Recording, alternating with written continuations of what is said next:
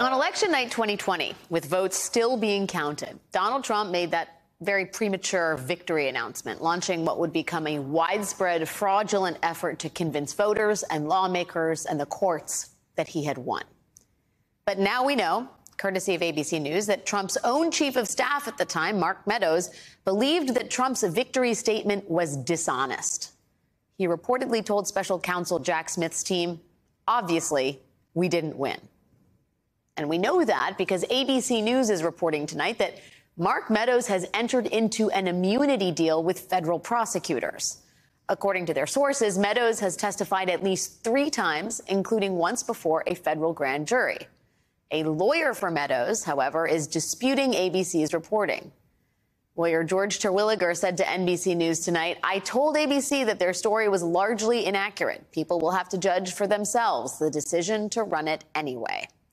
Joining me now is Joyce Vance, former U.S. Attorney for the Northern District of Alabama. Joyce, thank you for being here. I find us in a strange position where we think he has an immunity deal, but his lawyer is pushing back against that.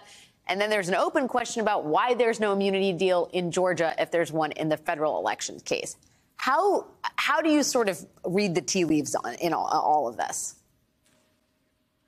Right. So I think part of the confusion, Alex, may be over the fact that there's a difference between someone who is indicted and who decides to conclude a plea deal with the government. They plead guilty and they agree to cooperate in exchange for favorable treatment. That's the sort of cooperation deals that we're seeing handed out down in Georgia. Meadows, though, I think is in a different category. He has been offered immunity in exchange for his testimony, and perhaps using the verb offered is a little bit misleading, because when you're immunized, you really no longer have the option of not testifying. You have no Fifth Amendment right, nothing that keeps you from testifying. The only real question is the government giving you what's called use immunity or transactional immunity. Use immunity just means that your testimony can't be used against you. You can be prosecuted, but your own testimony can't be used. In transactional immunity, you're actually being given immunity from prosecution for the subject matter that you testify about. So it sounds like Mark Meadows has testified pursuant to a grant of some form of immunity, but he's not actually a cooperating witness. Aha. Does that explain why there's no deal in place down in Georgia, where he has been fighting that indictment since it was first handed down? I think it could, and this is such a curious situation because you don't expect to see a witness or a defendant plead guilty to criminal conduct in one place and not another place. And in essence, by testifying under a grant of immunity in D.C., Meadows is preserving his ability to walk this tightrope that he's been walking all along, where he cooperates just enough to avoid indictment, just enough to avoid getting on the criminal side of the line without really conceding he's done anything wrong. Well, Mark Meadows is the tightrope walker. If there was one in the Trump administration, he'd be one of it. He'd be it. ABC News is reporting that Meadows informed Smith's team that he repeatedly told Trump in the weeks after the election that the allegations of significant voter fraud were baseless. He is not the only administration official to reportedly have done that. But why legally is it meaningful for Meadows to have done that, being Mark Meadows is an unindicted co-conspirator in the federal case? Yes, so in a perfect world, every prosecutor would want Mark Meadows as a witness. He accompanied the president everywhere. He was with him on January 6th. He was around when calls were made to Georgia. No better witness to talk about Donald Trump's state of mind and what he knew. The problem with Meadows, even if this is his testimony, is that he has told different stories at different times and to different people, told an entirely different version of the facts in his book.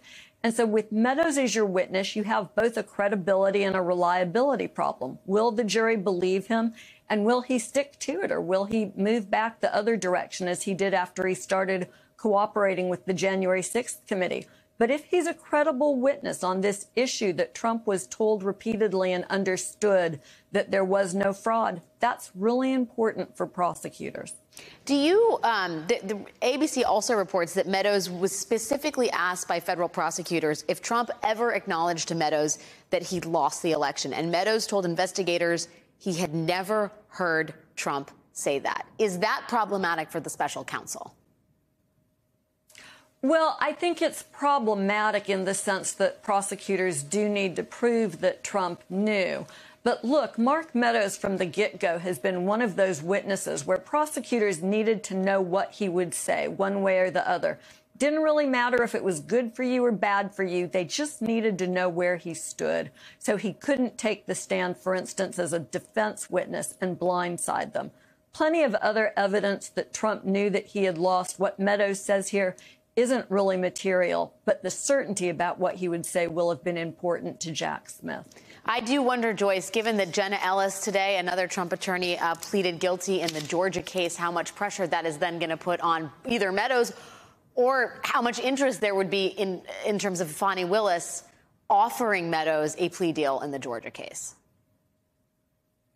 So that's an interesting question, Alex. We don't know if Fani Willis has offered a deal, if she's interested in having him, sort of line up on team prosecution with her, given the problems with his conflicting statements in the past. But certainly he has to be feeling pressure at this point. And if that deal is available, now would be the time for Meadows to take advantage of it.